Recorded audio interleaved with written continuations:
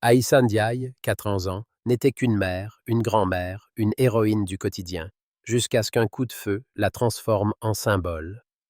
Avant de commencer, un geste simple. Cliquez «J'aime» si vous croyez en la justice. Commentez Aïssa pour honorer sa mémoire et abonnez-vous. Ne ratez pas le final inattendu. Sous le soleil de midi, Lyon somnolait dans une chaleur lourde, comme si la ville entière retenait son souffle. Les pavés de la rue Saint-Jean brillaient, polis par les pas des passants. Les volets des immeubles haussmanniens, mi-clos, laissaient filtrer des ombres paresseuses. Devant la pharmacie de l'horloge, une vieille femme avançait lentement.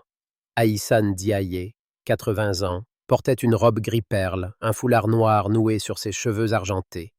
Dans une main, un sac en papier froissé, contenant une ordonnance pour son mari, malade depuis des mois. Dans l'autre, une canne en bois usée, son allié contre une douleur au genou qui revenait par vagues.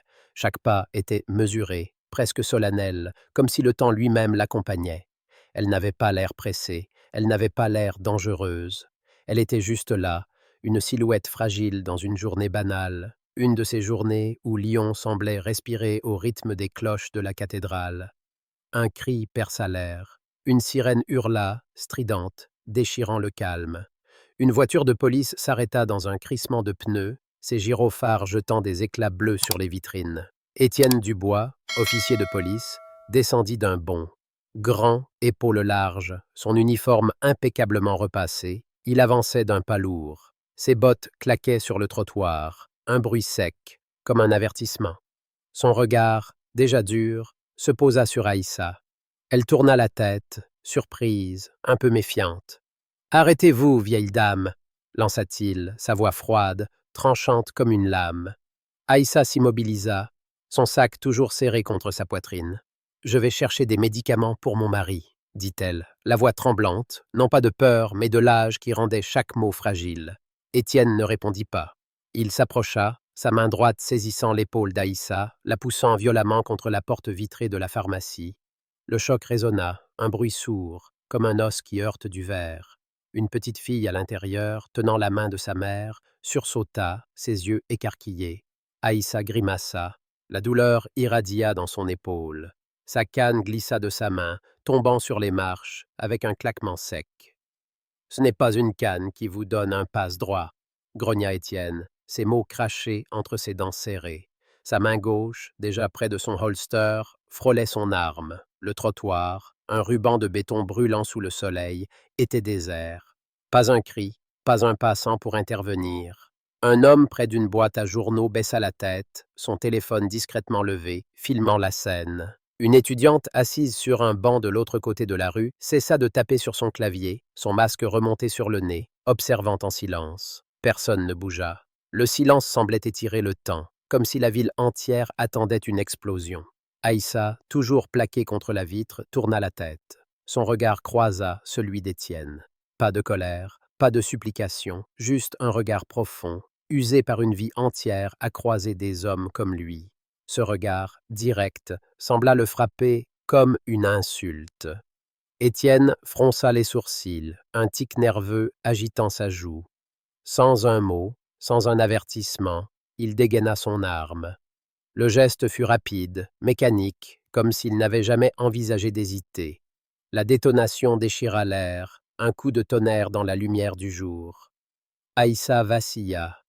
Le sang jaillit, tachant sa robe grise, s'écoulant sur le béton. Le sac en papier tomba, l'ordonnance froissée toujours dans sa main. Elle ne s'effondra pas tout de suite. Son genou plia, toucha le sol, puis son corps bascula lentement, comme un arbre déraciné, digne même dans sa chute. Un cri perça le silence, celui d'une enfant dans la pharmacie, un hurlement brut, arraché du fond de la gorge. Une employée en blouse blanche se précipita vers la vitre, frappant le verre de ses poings. «Elle ne faisait rien, elle tenait juste une ordonnance !» cria-t-elle, sa voix brisée par l'horreur. Mais Étienne ne l'entendit pas, ou il s'en moquait. Il resta là, immobile, son arme encore chaude, fixant le sang qui s'étendait sur le trottoir. Pas un mot, pas un geste pour appeler des secours. Il murmura, presque pour lui-même, « Ne me regardez pas comme si j'étais le méchant. » Un rictus passa sur son visage, un mélange d'adrénaline et de défi. Puis il tourna les talons, remonta dans sa voiture, ferma la portière. Le moteur rugit et il disparut, laissant derrière lui un corps, un sac froissé et une tache rouge sous le soleil. Autour, la rue sembla reprendre son souffle, mais à peine. Les téléphones continuaient de filmer, leur clic discret comme un écho mécanique. Une femme d'âge mûr, sur un banc, se leva et s'éloigna, tête baissée. Un cycliste, au coin de la rue, jeta un coup d'œil, puis pédala plus vite. Personne ne s'approcha. Une livreuse, Lin Tran, une jeune asiatique en uniforme marron, se tenait derrière son camion, les yeux grands ouverts, son téléphone tremblant dans ses mains. Elle avait tout filmé, 13 secondes, du moment où Étienne avait posé la main sur Aïssa jusqu'à la détonation. À quelques mètres, Pierre Morel, un retraité aux cheveux gris, ancien cheminot, tenait lui aussi son téléphone, son visage figé par l'incrédulité. Il murmura, comme pour se convaincre, « Ce n'est pas possible. Pas ici. Pas à Lyon. » Dans la pharmacie, l'employé s'agenouilla près d'Aïssa, cherchant un pouls. Ses mains tremblaient. « Elle est partie, » chuchota-t-elle, les larmes roulant sur ses joues. Elle regarda autour d'elle, espérant un secours, un regard, mais les passants détournaient les yeux. Seuls les téléphones continuaient de filmer, impassibles. Lin Tran, encore figée, envoya la vidéo à un ami, avec un seul mot, « partage ». Pierre, hésitant, fit de même, son doigt tremblant sur l'écran. En quelques minutes, la vidéo se répandit sur les réseaux sociaux, de Twitter à TikTok, comme une flamme sur une traînée de poudre. Une légende accompagnait la vidéo. Elle tenait une ordonnance, rien d'autre. À Belleville, un quartier vibrant de Lyon, la nouvelle éclata comme un coup de tonnerre. Des jeunes, rassemblés autour d'un café, regardaient la vidéo en boucle. Une étudiante en art, Amélie, saisit une bombe de peinture et courut vers un mur délabré. En quelques traits, elle dessina le visage d'Aïssa, ses cheveux argentés, son foulard noir, et ses mots en lettres rouges. Tuée pour avoir marché. Les passants s'arrêtèrent. Certains prirent des photos, d'autres posèrent des fleurs. Une vieille femme, tenant un panier de légumes, s'arrêta, toucha le mur, et murmura « C'est ma voisine. » C'était Aïssa. La nouvelle se propagea, des murmures aux cris, des cafés aux places publiques. À des kilomètres de là, dans un bureau parisien, Malik Ndiaye, avocat spécialisé dans les droits humains, finissait une réunion. Son téléphone vibra.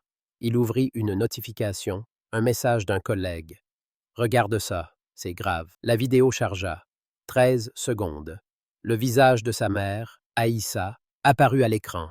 Son cœur s'arrêta. Le son de la détonation résonna dans sa tête, comme si le coup avait été tiré à côté de lui. Il posa ses lunettes, ses mains tremblantes. Pas un mot, pas une larme. Il se leva, prit son manteau et murmura à son assistant. « Annule tout.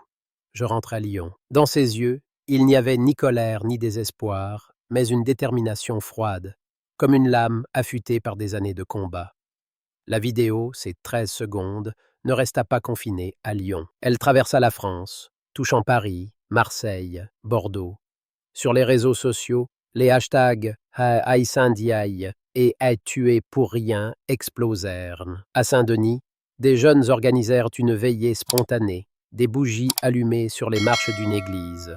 À Strasbourg, un professeur d'université projeta la vidéo dans son amphithéâtre, demandant à ses étudiants « Est-ce que cela, la France ?» À Lyon, place Bellecour, une foule commença à se rassembler.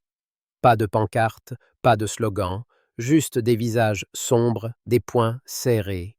Une adolescente, tenant un carnet à dessin, griffonna le portrait d'Aïssa et le brandit. « Elle avait un nom !» cria-t-elle, sa voix se perdant dans le vent. Dans un café du Vieux-Lyon, Lin Tran, encore secouée, regardait les notifications s'accumuler sur son téléphone. Elle n'avait pas voulu devenir un symbole. Elle n'était qu'une livreuse, une étudiante en art qui peignait des fresques le week-end. Mais ces 13 secondes l'avaient changée. Elle tapa un message sur Twitter. « J'ai vu une vieille dame mourir. Elle n'a rien fait. Pourquoi ?» Le message fut partagé des milliers de fois. Pierre Morel, lui, rentra chez lui, s'assit dans son vieux fauteuil et fixa son téléphone. Il avait 68 ans, une vie entière à respecter l'ordre, à croire en la police. Mais ce qu'il avait vu le hantait. Il envoya un courriel à un journal local. « Je suis témoin, je parlerai. » Pendant ce temps, Étienne Dubois était dans un bureau de la préfecture, entouré d'officiers.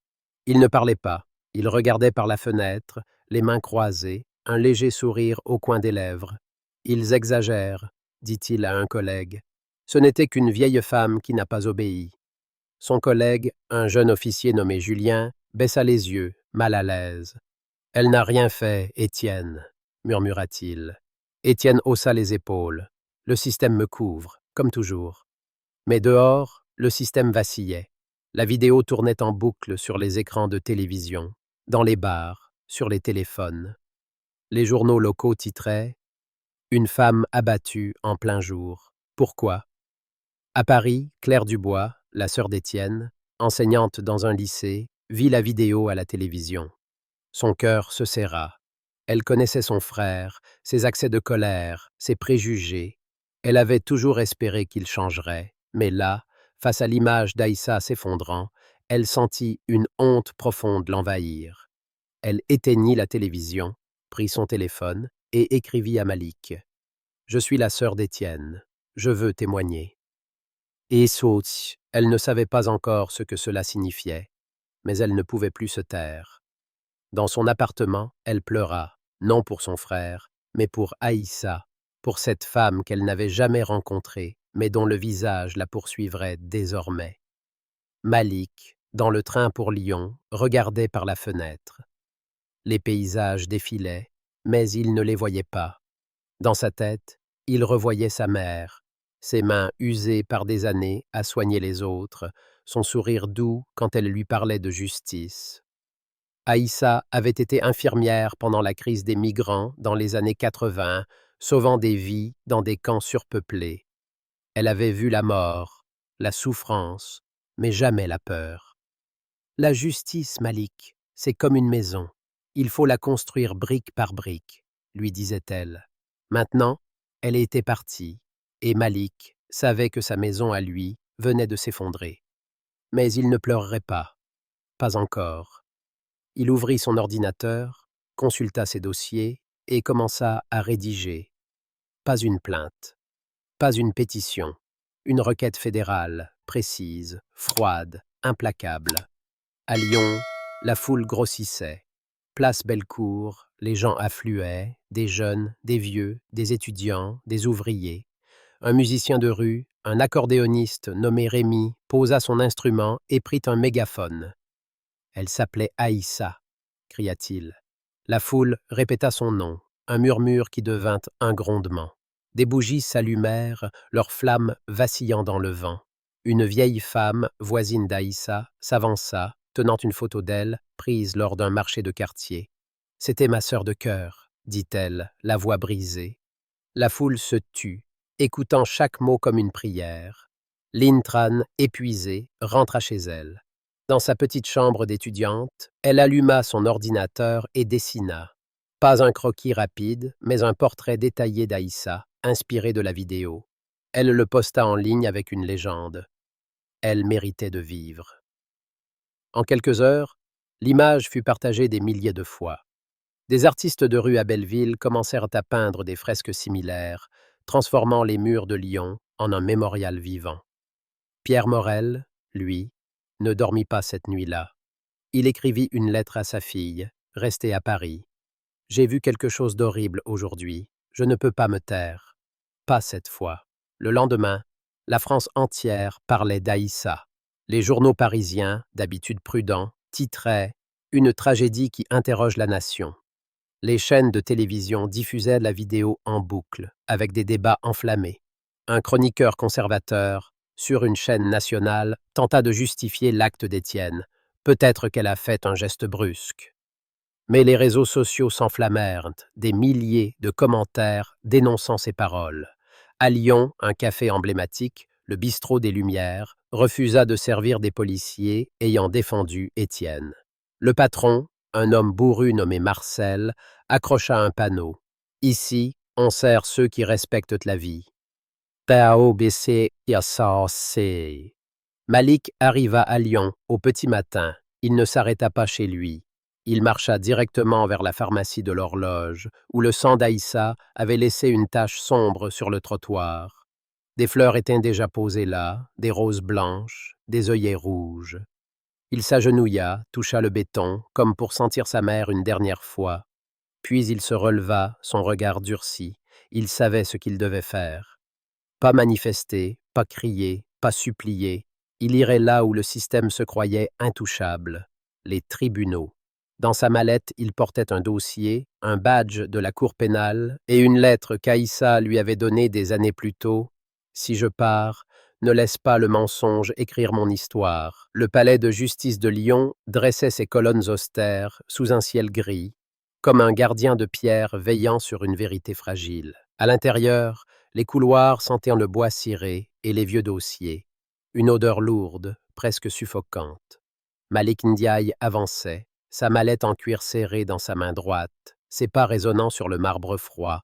Son costume noir, impeccablement taillé, contrastait avec ses traits tirés, ses yeux rougis par une nuit sans sommeil. Il n'avait pas pleuré, pas encore. Chaque fibre de son être était tendue vers un seul but, faire plier le système, ce monstre invisible qui protégeait des hommes comme Étienne Dubois. Dans sa poche, il serrait la lettre d'Aïssa, ces mots gravés dans son esprit. La justice, Malik, c'est comme une maison. Il faut la construire brique par brique. Aujourd'hui, il posait la première brique. Dans la salle d'audience, l'air était épais, chargé de murmures et de regards. Les bancs en bois craquaient sous le poids des spectateurs, des journalistes, des militants, des curieux attirés par le scandale. Au fond, Lynn Tran, la jeune livreuse, triturait nerveusement un carnet à dessin. Elle n'avait pas voulu venir, mais Malik l'avait convaincue. « Votre vidéo, Lynn, c'est notre arme », lui avait-il dit. À côté d'elle, Pierre Morel, l'ancien cheminot, ajustait ses lunettes, son visage marqué par l'angoisse. Il n'avait jamais témoigné devant un tribunal. Pourtant, il était là, prêt à parler, prêt à briser des décennies de silence face à l'autorité. Sur un banc à l'écart, Claire Dubois, la sœur d'Étienne, fixait le sol. Ses mains tremblaient, ses ongles enfoncés dans ses paumes. Elle n'avait pas vu son frère depuis la vidéo, mais son choix était fait. Elle parlerait, même si cela signifiait trahir sa famille. Le juge, un homme aux cheveux gris et au regard perçant, frappa son marteau. Le silence s'installa, lourd, presque palpable. Malik se leva, sa voix claire et ferme, comme une lame taillée dans la glace. « Mesdames et messieurs, ce n'est pas une affaire de vengeance, c'est une affaire de vérité. Ma mère, Aïssa Ndiaye, a été abattue en plein jour. Elle avait 80 ans. Elle tenait une ordonnance et une canne. Aucun crime, aucune menace, juste une vie fauchée par un homme qui se croyait au-dessus des lois. » Il fit une pause, son regard balayant la salle, défiant chaque âme présente. Puis, il projeta la vidéo. Les 13 secondes apparurent sur l'écran, brutales, implacables, le cri d'Aïssa, le claquement de sa canne sur le trottoir, la détonation. Des murmures s'élevèrent, des hoquets étouffés.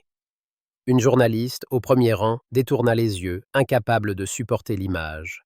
Malik poursuivit, méthodique. Il présenta des analyses forensiques, réalisées avec l'aide d'un expert en balistique, un ancien collègue de Sciences Po. Les résultats étaient clairs. L'angle de tir montrait qu'Étienne avait visé directement, sans hésitation. Aucune trace de lutte, aucun geste menaçant d'Aïssa. Juste un coup de feu, froid, calculé. Malik fit défiler des photos de la scène. Le sac en papier taché de sang, l'ordonnance froissée, la canne brisée. Chaque image était un coup porté au récit d'Étienne, qui prétendait avoir agi en légitime défense. Une femme de 80 ans, incapable de courir, incapable de frapper, était-elle une menace? Demanda Malik, sa voix vibrante d'une colère contenue. Le silence dans la salle était assourdissant. L'avocat d'Étienne, un homme bedonnant nommé Gérard Lefebvre, se leva, un sourire narquois aux lèvres. « Monsieur Ndiaye, votre douleur est compréhensible, Mais la police fait face à des situations complexes. Mon client a cru percevoir une menace. Une canne peut être une arme. Des murmures indignés parcoururent la salle. Lynn serra son carnet si fort que ses jointures blanchirent. Pierre, à côté, murmura « C'est une honte ». Malik ne s'y pas. Il fit signe « Shelved Document », appelé Lynn Tran comme témoin. La jeune femme, petite, les cheveux noués en chignon, s'avança à la barre. Sa voix tremblait, mais ses mots étaient clairs. « J'ai tout vu. Elle n'a rien fait. Elle demandait juste des médicaments. Il l'a poussée, puis il a tiré, sans raison. » Elle décrivit chaque détail, ses yeux fixant le sol, comme si revivre la scène la brûlait encore. La salle retint son souffle. Puis, ce fut au tour de Pierre. Le retraité parla lentement, sa voix rauque, marquée par des années de tabac. « J'étais à 10 mètres. J'ai tout filmé. Elle n'a pas bougé, pas crié, pas menacé. Elle était juste là, fragile, et il a tiré. » Ces mots, simples, pesaient comme des pierres. Mais l'affaire ne se limitait pas à la salle d'audience. Dehors, Lyon bouillonnait. Les manifestations s'étaient multipliées, des cortèges de jeunes, d'étudiants, de familles, défilant dans les rues pavées du vieux Lyon. Place Bellecour, une banderole flottait. Justice pour Aïssa. Des artistes de rue, menés par Amélie, l'étudiante en art, peignaient des fresques sur les murs, des portraits d'Aïssa entourés de fleurs et de mots. Paix, vérité, justice. Dans un café emblématique, le bistrot des Lumières, Marcel, le patron, refusait toujours de servir les policiers ayant pris le parti d'Étienne. Un soir, il monta sur une table, un mégaphone à la main. « Ce café, c'est un lieu de mémoire. Aïssa est morte pour rien, nous n'oublierons pas. » La foule applaudit, des verres de vin rouge levés en son honneur. Une chanson, Aïssa, notre lumière, composée par un groupe d'étudiants lyonnais, résonnait dans les rues, ses notes mélancoliques portées par le vent. À Paris, les médias s'enflammaient. Les plateaux télévisés invitaient des intellectuels, des sociologues, des avocats. Un professeur de la Sorbonne, une femme aux lunettes épaisses, déclara « La mort d'Aïssa Ndiaye n'est pas un incident isolé. C'est le symptôme d'un système qui protège les siens au mépris de la justice. » Les réseaux sociaux, eux, ne dormaient pas. Le hashtag #Justice pour Aïssa dominait les tendances. Lynn, malgré elle, devenait une figure publique. Sa fresque, partagée des milliers de fois, inspirait des artistes à Marseille, Toulouse, Bordeaux. Une étudiante en art dramatique, Sophie, monta une pièce improvisée dans un théâtre de quartier, rejouant les 13 secondes fatales, donnant une voix à Aïssa. Les spectateurs pleuraient, leurs applaudissements comme un cri de révolte. Mais les médias conservateurs contre-attaquaient. Une chaîne nationale invita un ancien policier qui déclara « Les officiers comme Étienne sont sous pression. Une canne peut cacher une arme. » Les réseaux s'embrasèrent, des milliers de commentaires dénonçant cette excuse. Lynn, écœurée, posta un nouveau dessin. Aïssa, entourée de lumière, tenant son ordonnance comme un étendard. Elle n'était pas une menace. Elle était une mère, une grand-mère, une héroïne, écrivit-elle.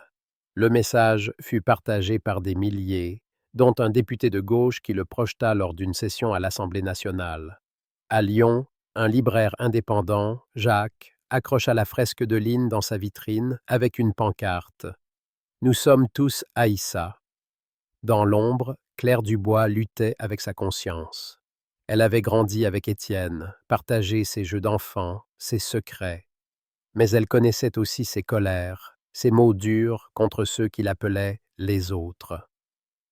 Un soir, seule dans son appartement parisien, elle retrouva une vieille lettre d'Étienne, écrite après une altercation dans un bar où il parlait de « mettre les gens à leur place ». Ce souvenir la glaça. Elle contacta Malik, la voix tremblante. « Il y a 6 ans, Étienne a frappé un homme sans raison. L'affaire a été étouffée. Je peux vous donner les détails. » Malik écouta, notant chaque mot. Cette information, un incident passé, était une fissure dans l'armure d'Étienne. Claire raccrocha, les larmes aux yeux, mais un poids en moins sur le cœur. Malik, lui, travaillait sans relâche. Dans son bureau, entouré de dossiers et de tasses de café froid, il construisait son dossier, brique par brique. Il rencontra l'expert en balistique, un homme discret nommé Paul, qui confirma: le tir était direct, intentionnel, aucune excuse possible. Malik intégra ses conclusions, ainsi que les témoignages de Lynn et Pierre, dans une plainte fédérale. Mais il voulait plus. Il fouilla les archives, cherchant d'autres incidents impliquant Étienne. Avec l'aide de Claire, il trouva des rapports internes, des plaintes classées sans suite. Chaque document était une arme, un clou dans le cercueil du système qui protégeait Étienne. Le point culminant du chapitre survint lors d'une audience cruciale. Malik se leva, tenant la lettre d'Aïssa, qu'il n'avait pas encore montrée. Il la déplia, sa voix tremblant légèrement pour la première fois. « Ma mère m'a écrit ceci. Si je pars, ne laisse pas le mensonge écrire mon histoire. » Il fit une pause, les mots pesant comme des pierres. Elle n'était pas une menace. Elle était une femme qui avait sauvé des vies, soigné des blessés, aimé ses enfants. Et elle est morte pour rien. Il brandit la lettre, comme un étendard. Ce tribunal doit choisir la vérité ou le mensonge. La salle resta silencieuse. Le juge baissa les yeux. Les avocats d'Étienne échangèrent des regards nerveux.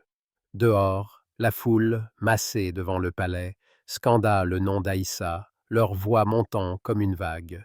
Lynn, épuisée, rentra chez elle ce soir-là. Elle alluma une bougie, dessina une nouvelle fresque. Aïssa, entourée de fleurs, tenant sa canne comme un sceptre. Elle posta l'image avec un seul mot: vérité.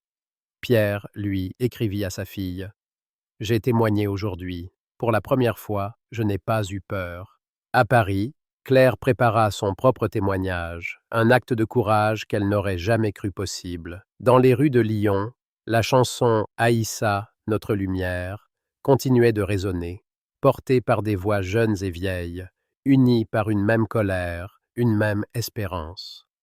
Malik, seul dans son bureau, relut la lettre de sa mère. Il ne pleura pas, mais il jura, en silence, que sa mort ne serait pas vaine. La salle d'audience du palais de justice de Lyon était pleine à craquer, l'air saturé d'une tension presque palpable. Les bancs en bois gémissaient sous le poids des spectateurs, un mélange hétéroclite de journalistes, de militants, de citoyens ordinaires, tous suspendus à l'attente d'un verdict qui semblait porter le poids d'une nation. Les vitraux du plafond laissaient filtrer une lumière pâle, donnant à la salle une aura solennelle, presque sacrée. Malik Ndiaye se tenait droit, ses mains posées sur la table, son regard fixé sur le juge. Son costume noir, toujours impeccable, contrastait avec ses traits tirés, creusés par des semaines de nuits blanches. Derrière lui, Lynn Tran, la jeune livreuse devenue symbole malgré elle, triturait un crayon, ses yeux passant nerveusement de la chaise vide d'Étienne Dubois au public.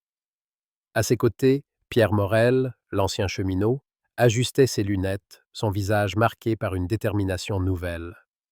Claire Dubois, la sœur d'Étienne, était absente ce jour-là, mais son témoignage écrit, un document accablant, reposait dans les mains de Malik, prêt à être lu.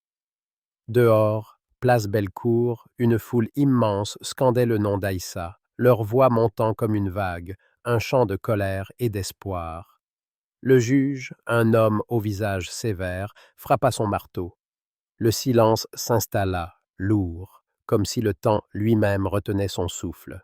« Monsieur Étienne Dubois, vous êtes accusé d'homicide volontaire sur la personne d'Aïssa Ndiaye, » déclara-t-il, sa voix résonnant dans la salle. Étienne, menotté, entra sous les regards brûlants de la foule. Son uniforme de policier avait été remplacé par un costume gris mal ajusté, son arrogance d'antan réduite à une posture crispée. Il évita le regard de Malik, fixant le sol, ses lèvres pincées. L'avocat de la défense, Gérard Lefebvre, tenta une dernière fois de plaider la légitime défense, mais ses mots sonnaient creux, usés par des semaines de débat. La vidéo des 13 secondes, projetée à maintes reprises, avait gravé la vérité dans l'esprit de tous. Aïssa, une femme de 80 ans, n'avait rien fait pour mériter la mort. Malik se leva, sa voix claire et tranchante, comme une lame affûtée par la douleur. Monsieur le juge, cette affaire n'est pas seulement celle de ma mère, c'est celle d'une France qui doit choisir entre protéger les siens ou rendre justice aux oubliés. Étienne Dubois a tiré sur une femme sans défense, sans raison, sans remords. Il a cru que le système le couvrirait, comme il l'a fait par le passé. Mais aujourd'hui, nous disons non. Il brandit la lettre d'Aïssa, ses mots comme un étendard. Ma mère écrivait: Si je pars, ne laisse pas le mensonge écrire mon histoire. Ce tribunal a le pouvoir de choisir la vérité. Il fit une pause, son regard balayant la salle, défiant chaque âme présente. Puis il déposa le témoignage de Claire, une confession écrite où elle révélait un incident passé. Étienne, 6 ans plus tôt, avait agressé un homme sans motif, une affaire étouffée par ses supérieurs. Ce document, combiné à la vidéo, aux analyses balistiques et aux témoignages de Lynn et Pierre, formait un dossier inattaquable. Le juge se retira pour délibérer. Les heures s'étirèrent, interminables. Dehors, la foule grossissait, des milliers de personnes réunies sous un ciel plombé. Des étudiants chantaient Aïssa, notre lumière, la chanson désormais connue dans tout le pays. Des bougies s'allumaient, leurs flammes vacillant dans le vent. Une vieille femme, voisine d'Aïssa, déposa un bouquet de roses blanches sur les marches du palais.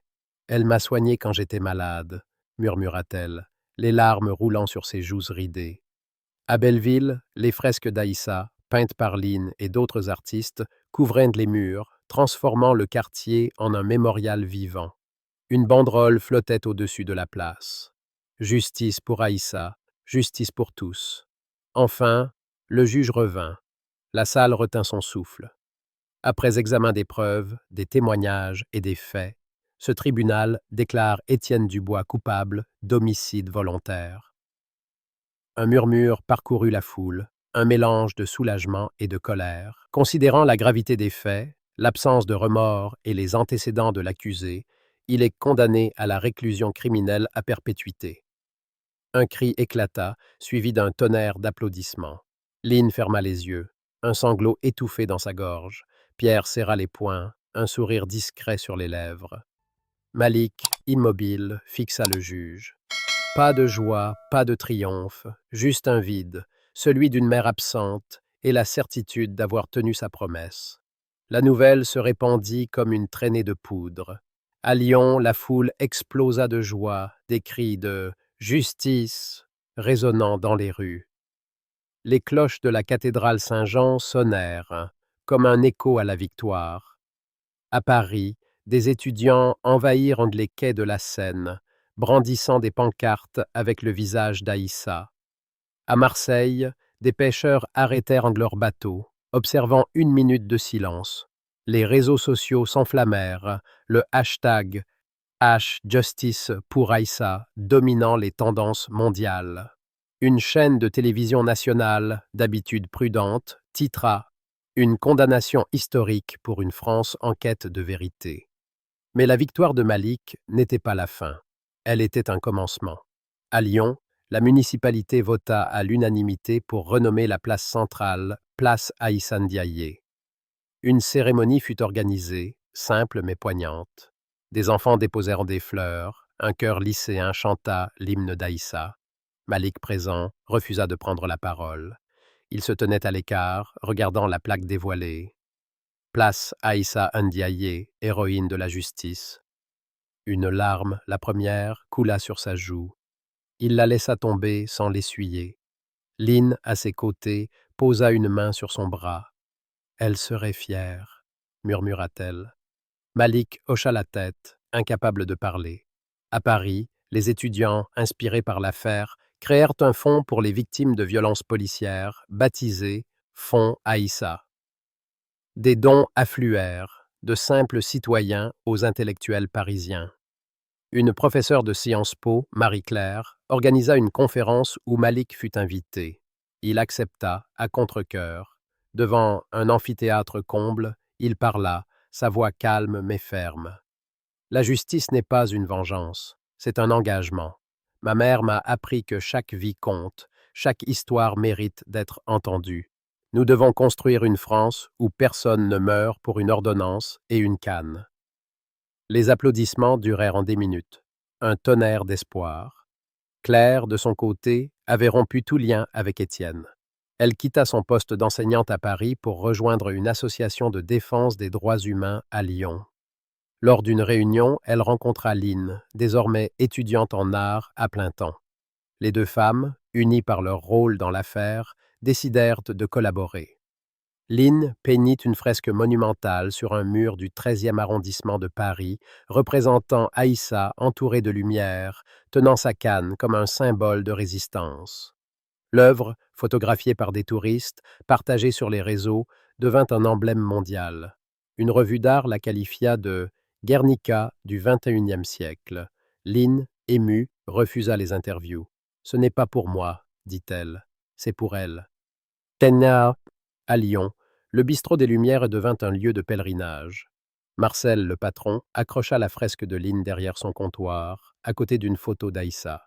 Chaque soir, il offrait un verre à ceux qui venaient parler d'elle. Elle n'était pas qu'une victime, disait-il. C'était une femme qui a vécu, aimé, soigné. Une nuit, un groupe de musiciens de rue s'installa devant le café, jouant Aïssa, notre lumière. Les passants s'arrêtèrent, certains dansant, d'autres pleurant. La chanson, reprise par des chorales à travers la France, devint un hymne officieux, un rappel que la mémoire d'Aïssa vivrait. Dans un lycée de banlieue lyonnaise, une adolescente nommée Fatou, 16 ans, regardait une vidéo de la conférence de Malik. Elle venait d'une famille modeste, ses parents immigrés du Sénégal, comme Aïssa. La mort de cette dernière l'avait bouleversée. Ce soir-là, elle prit un carnet et écrivit « Je veux être avocate, pour Aïssa, pour les oubliés ». Elle montra son texte à son professeur, une femme sévère mais bienveillante, qui lui sourit. « Commence par travailler, Fatou. La justice, ça se construit. » Fatou hocha la tête, un feu nouveau dans les yeux. Elle serait la prochaine brique dans la maison d'Aïssa. Malik, lui, refusait la lumière des projecteurs. Les chaînes de télévision le harcelaient, mais il déclinait chaque invitation. « Ce n'est pas mon histoire, disait-il. C'est celle de ma mère. » Il retourna à son bureau, reprenant ses dossiers, défendant d'autres victimes, d'autres oubliés. Mais quelque chose avait changé. Chaque matin, il passait par la place Aïssa Ndiaye, posant une main sur la plaque, comme pour saluer sa mère. Il ne parlait pas, mais ses lèvres murmuraient parfois un mot « Merci ». La France, elle, n'était plus la même. L'affaire Aïssa Ndiaye avait secoué le pays, obligeant les institutions à se regarder dans le miroir. Des réformes furent proposées, des enquêtes ouvertes sur d'autres abus policiers. À l'Assemblée nationale, un député cita Aïssa lors d'un débat sur la réforme de la police. Elle nous a montré ce que nous devons changer. Les fresques de Lynn continuaient de fleurir, de Paris à Dakar, de Lisbonne à New York. La chanson Aïssa, notre lumière, fut traduite en 10 langues, chantée lors de manifestations à travers le monde. Aïssa, une femme simple, une infirmière à la retraite, était devenue un symbole, non pas de vengeance, mais de justice inflexible. Un soir, Malik rentra chez lui, un appartement modeste dans le 7e arrondissement de Lyon. Il alluma une lampe, s'assit à son bureau et ouvrit un vieux carnet d'Aïssa. À l'intérieur, des recettes, des poèmes, des pensées griffonnées. Une phrase attira son regard. La justice, c'est l'amour qui refuse de plier.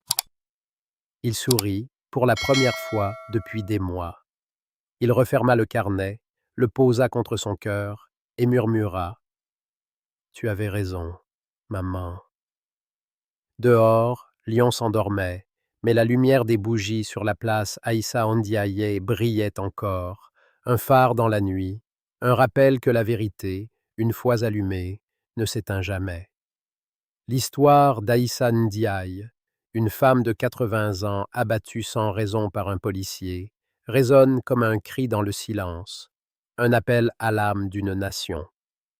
En tant que Français, nous sommes façonnés par une culture qui célèbre la liberté, l'égalité et la fraternité, des valeurs inscrites dans les pierres de nos places publiques et dans les pages de notre histoire. Mais cette histoire, tissée de douleur et de courage, nous oblige à regarder en face les fissures de notre société. À travers le combat de Malik, Lynn, Pierre et Claire, une justice écrite en sang, nous pousse à réfléchir. Que signifie être juste dans un monde où l'injustice peut frapper en 13 secondes? Cette tragédie, profondément ancrée dans une France contemporaine, nous enseigne des leçons universelles, applicables à nos vies quotidiennes, dans nos quartiers, nos écoles, nos bureaux. D'abord, l'histoire nous rappelle la puissance de la vérité. La vidéo de Lynn, ces 13 secondes brutes, a brisé le mur du silence. En France, où les cafés bruissent de débats passionnés et où les intellectuels dissectent chaque événement, la vérité reste une arme. Elle demande du courage, comme celui de Lynn, une étudiante ordinaire devenue porte-voix d'une cause, ou de Pierre, un retraité qui a surmonté sa peur pour témoigner. Dans nos vies, nous croisons souvent des vérités inconfortables, une injustice au travail, un préjugé dans une conversation, un abus de pouvoir dans notre communauté. La leçon est claire. Dire la vérité, même quand elle tremble dans notre gorge, est un acte de résistance.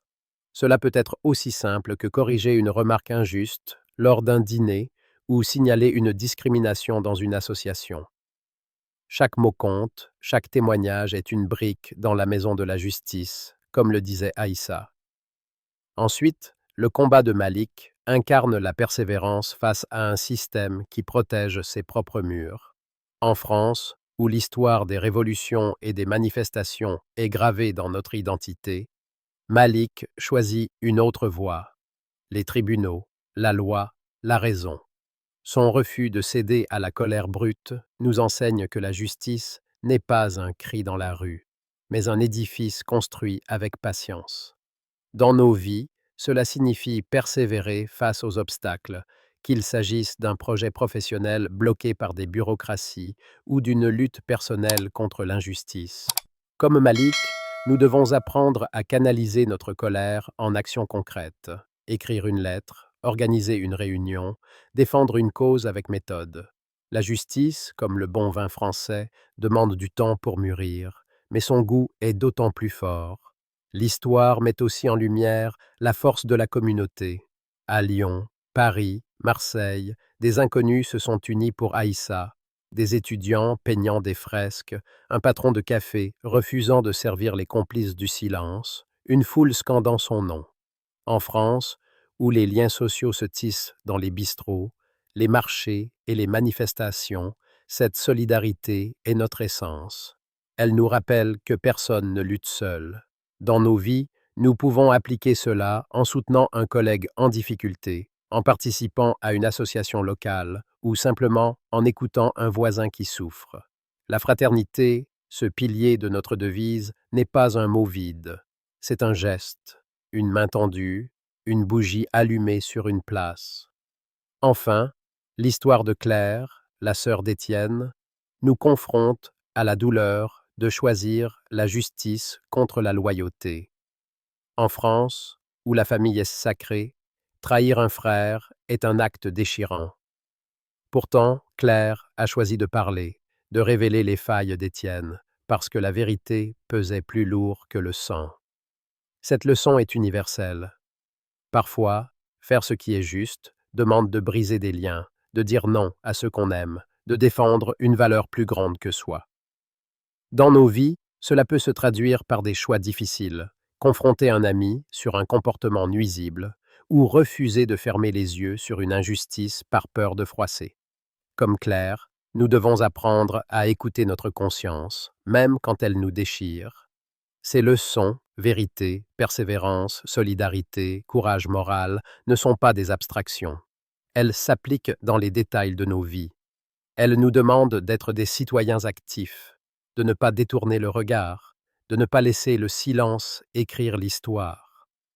En France, où chaque place publique porte le nom d'un héros ou d'une idée, L'héritage d'Aïssa nous appelle à construire, brique par brique, une société plus juste. Elle nous rappelle que la justice n'est pas un cadeau, c'est un combat, un choix, un engagement. Si cette histoire vous a touché, si le combat d'Aïssa et de Malik vous inspire, agissez. Cliquez sur J'aime pour montrer votre soutien à cette quête de justice. Partagez cette vidéo pour que la voix d'Aïssa résonne dans chaque coin de France et au-delà. Abonnez-vous à notre chaîne pour ne pas manquer les prochaines histoires qui donnent du sens à nos valeurs. Et laissez un commentaire. Racontez-nous ce que cette histoire signifie pour vous, comment vous agissez pour la justice dans votre vie. Ensemble, faisons de la mémoire d'Aïssa une lumière qui ne s'éteint jamais.